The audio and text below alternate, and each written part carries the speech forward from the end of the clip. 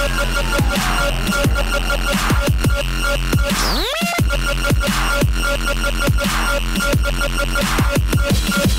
Ray.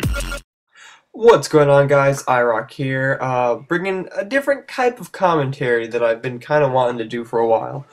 This is Headquarters, and as you guys know, I'm really I'm against kind of gameplays like this, especially when you die and there's like that long respawn time, just because it gets boring after a while. Like that's why I don't post a lot of my Sabotage games or Headquarters games. But this was one that I felt needed to be posted. The way this game plays.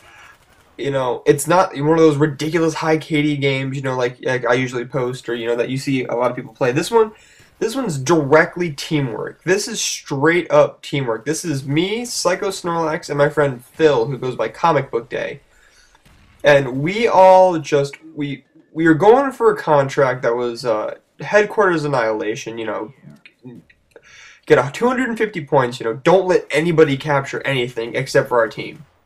And this pretty much, you know, just shows teamwork at its finest. I die a lot, Phil dies a lot, xIROCx dies a lot, you know, we all die a lot in this game. But it's all about teamwork, you know. I wish I had the audio for this game played out, because it's just, this is how Call of Duty to me should have been, should be played. There should be, no camping, and if there is camping, it's got to be camping with a purpose. Camping to hold down the bomb site. Camping to protect your teammates. Camping to get that couple of kill streaks just to get things going. Not camping just because I need the highest KD, I need to do the best.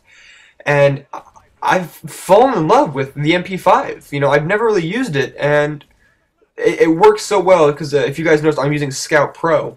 And I love Scout Pro. If you've seen my other video of how I usually use Scout Pro, I adore Scout Pro. It just works the best for me. I enjoy how it works. As you're going to notice, I'm fast forwarding through the parts where I die when the bomb is being captured, just to save you guys from being bored to tears and me rambling for an extra minute. But pretty much, you know, like I said, while I'm talking, because most of it's going to be gameplay, but a lot of things I kind of want to go philosophical on your guys' asses right now, getting all, I don't know, philosophical-like, I guess is what you can call it. But at the same time, you know, keep your eye on the gameplay, you know, just think, you know, is this the way I play? Is this how I should play? You know, maybe you are one of those, you know, kill whores. You know, I'll admit it, I'm a kill whore. I love being that guy who's like, yeah, suck it, I went 62-2, you know, I'm bamf as hell, but I only got 3 captures and 4 defends when I know I probably could have did a lot better. You know, and after this game, it just kind of it tweaked me. When I have a good group of friends to play with, I enjoy this. This is fun. When I play by myself, I'm going to go for the high kill streaks, just because it's not going to be the same when I have a group of friends. So keep that in mind. I think that, like I said, this is the way Call of Duty should have been played. I don't care what anybody says. This, to me, is pretty much textbook example of how Call of Duty should be played in any type of game mode. I love it.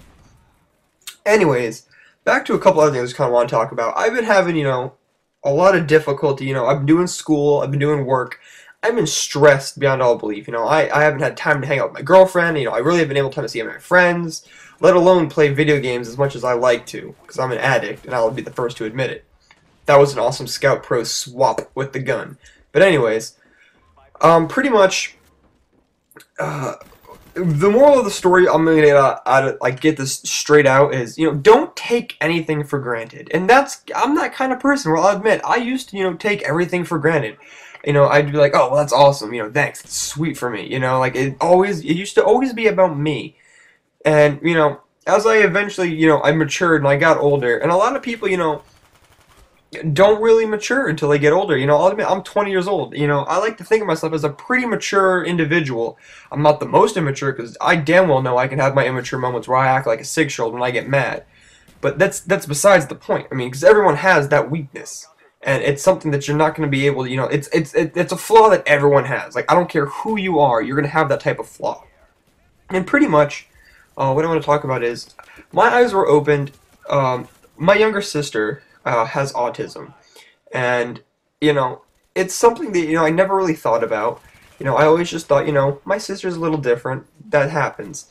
You know, and as, you know, I got older and I learned more about it, you know, I understood, what a brave individual, you know, she was, conquering the world, you know, and the way, you know, because when you're autistic, you look at everything completely different. It's not how you would think it would be. So, just to, look, and take, like, sit back and look at her life and just see, like, all the amazing feats she's accomplished. She was a straight A student. She does theater. Like, it's crazy. Like, how can someone do that? And then I look at myself, and at that time, I was doing nothing. I was sitting on my ass just doing nothing but playing video games. I didn't have a job. I really didn't have many friends. And I was like, that's crazy. Someone with, well, a lot of people would consider a disability. She was using it to her advantage. She was taking what she knew and turned it into basically like this golden apple that, she had. And it was just astounding.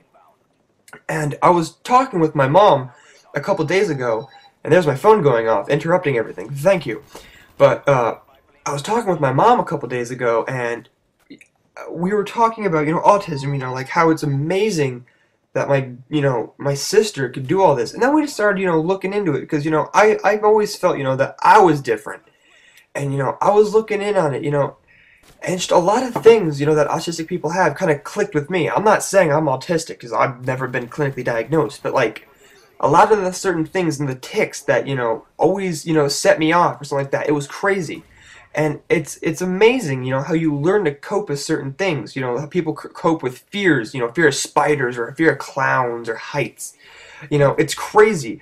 And I know this is definitely a commentary, you wouldn't expect, especially from me. But like I said, I've just had, like, my eyes, like, opened completely these past few days. And I just wanted to share it with you guys, don't take anything for granted. You just can't. And it's amazing, I look back at my life, just 2 years ago, I was nowhere. I was a bum, I did nothing with my life. I sat around, played video games. I did nothing, I was a mall rat. I sat at the mall. I'll admit that. I was a friggin' mall rat. I was like from a Kevin Smith movie, just sitting around doing nothing with my entire life. And then one day, it just hit me. I was like, I need to get my shit straight. And I don't know, I guess you can call it an epiphany, or I don't know what exactly it was. But it was crazy, I was like, I just hit the ground running one morning. I woke up, I was like, I need to get a job. I need to go to school. I need to get everything situated. I need to patch things up with certain friends, where I dug myself a ditch and I burnt those bridges with those friends over stupid things because I was a friggin' immature little prick. So I started doing all of that. I made amends with my friends. I got 2 jobs now. Yeah, it's hard and it's stressful, but I'm making money. I'm being someone now. I'm going to school for game art. I love video games. I never thought in a million years I'd be going to school doing video game work, creating game art. Like, that is like a dream come true for me. I still can't believe it. It almost seems like a dream.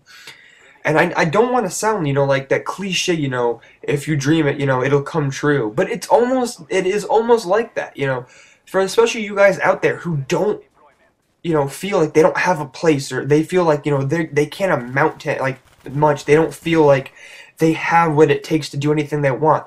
I call horseshit to the extreme on that, because I was that person. I was always thinking, I can't do it. I can't do it because either I don't want to put the effort into it, I'm lazy, I'm scared of being denied, I'm scared of being wrong. You can't do that. You have to accept failure. You have to accept triumph. You have to accept you're not going to be the best at everything you do, but you have to always try. And I used to always think, when people told me that stuff, I was like, yeah, what a bunch of bullshit, blow it out your ass. I don't want to hear that kind of shit, that's just all cliche BS that no one really follows. But when it comes down to it, it's true. That's how it works. It's not cliche. Well, it is and it isn't. It's cliche in the fact that everyone says it, but it's not when you change it and turn it into something that you want it to be. And it's crazy. I'm still, like, I'm pretty much at a loss for words, even though I feel like I'm rambling a little bit. But if you learn, like, if for anything, out of my channel, if anything, because I want this channel to be, like, an educational channel, I want it to be fun, I want it to be hilarious, I want people to laugh at me being a complete moron, I want people to be like, maybe he's right, I want people to think, I want this channel to be, the best it could be, and if you get anything out of my channel, as cliche as it sounds, if you want to do something, do it. Don't say you can't, because you can. And I'm an example of that. I was that person saying, oh, well, I can't do it, and then I'd think of, a bullshit excuse. I would literally try to think of excuses for myself to not do it.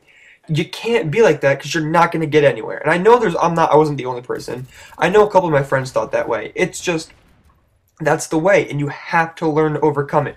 I have a huge fear, still to this day, of social anxiety. I don't like being around large groups of people, but I'm slowly overcoming that. I work in a Halloween store where every day I'm on a social level with strangers. If you asked me 4 years ago to do that, I would rather say I'd be homeless without a job because I wouldn't want to do it. I just couldn't do it.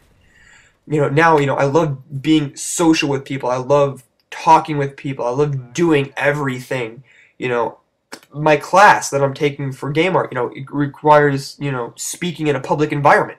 It's crazy. Now, this video's wrapping up, guys. Like I said, if you take anything, take what I've told you tonight and enjoy it. I hope you guys enjoyed my little spiel. I hope you guys enjoyed the gameplay. I'm going to put this in the Respawn Army, so if you liked it, please bump it. Please like it. Subscribe if you like this stuff. I really appreciate it. You guys are the best. Peace out.